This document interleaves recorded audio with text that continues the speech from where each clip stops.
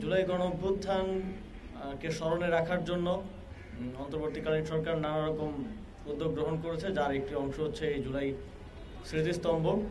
এই স্মৃতিস্তম্ভের ডিজাইন করা এবং সকল ক্ষেত্রে আমরা সর্বোচ্চ গুরুত্ব দিয়েছি আমাদের শহীদদেরকে স্মরণ করার বিষয়টি, এবং আমাদের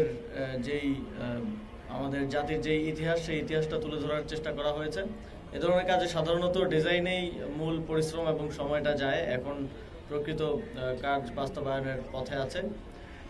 আপনারা হয়তো দেখে থাকবেন যে বিভিন্ন ক্ষেত্রে জুলাই গণঅভ্যুত্থান নিয়ে কাজ করতে গেলেই জুলাই গণঅভ্যুত্থান যে স্মৃতি জাদুঘর হচ্ছে কিংবা এর বাইরেও যে উদ্যোগগুলো গ্রহণ করা হয়েছে সেগুলোর বাজেট নিয়ে কিংবা কত অর্থ খরচ হচ্ছে এটা নিয়ে একটা মহল অনেক সময় প্রশ্ন তোলার চেষ্টা করে।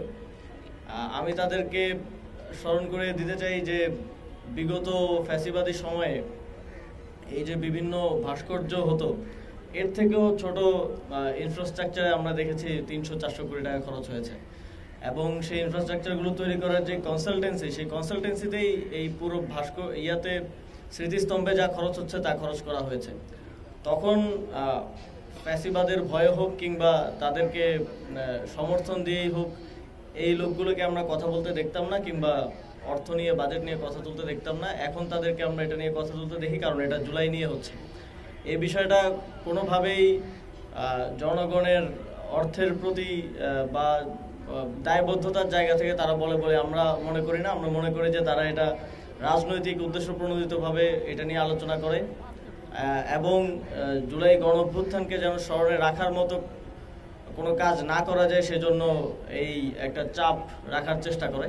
কিন্তু আমরা স্পষ্টভাবে বলতে চাই, পরবর্তী প্রজন্মের কাছে এই যে 1.5 সহস্রাধিক শহীদ এবং প্রায় 30 সহস্র আহত আমাদের আছে, তাদের যেই আত্মত্যাগ, সেই আত্মত্যাগের স্মৃতিকে আমরা প্রজন্ম থেকে প্রজন্মান্তরে পৌঁছে দেওয়ার জন্য কাজ করে যাব। এই ধরনের কোনো অপচেষ্টা আমাদেরকে দমিয়ে রাখতে পারবে না। তো জুলাই গণঅভ্যুত্থানের স্মৃতিস্তম্ভ আপনারা দেখেছেন, গণপূর্ত এবং স্থানীয় সরকার বিভাগের যৌথ ইয়েতে জুলাই মাসে সারা দেশে স্মৃতিস্তম্ভ স্থাপন করা হয়েছে ইতিমধ্যেই। ঢাকায় শাহবাগে আছে, তবে এটাকে আমরা বিশেষভাবে একটা জুলাই স্মৃতিস্তম্ভ করার পরিকল্পনা অনেক আগেই নিয়েছিলাম, শুরুর দিকেই। তো এখন এই কাজটা বাস্তবায়নের দিকে যাচ্ছে। এই কাজের বাস্তবায়নের সাথে ঢাকা দক্ষিণ সিটি কর্পোরেশন সহ যারা জড়িত আছেন, সংশ্লিষ্ট আছেন, যারা দিনরাত পরিশ্রম করে যাচ্ছেন, সকলকে ধন্যবাদ ও কৃতজ্ঞতা জানিয়ে এবং জুলাই গণঅভ্যুত্থানকে স্মরণে রাখার জন্য সরকারি বেসরকারি যেভাবে পারে সেভাবে কাজ করার জন্য আহ্বান জানিয়ে আমি আমার বক্তব্য শেষ করছি। আসসালামু আলাইকুম।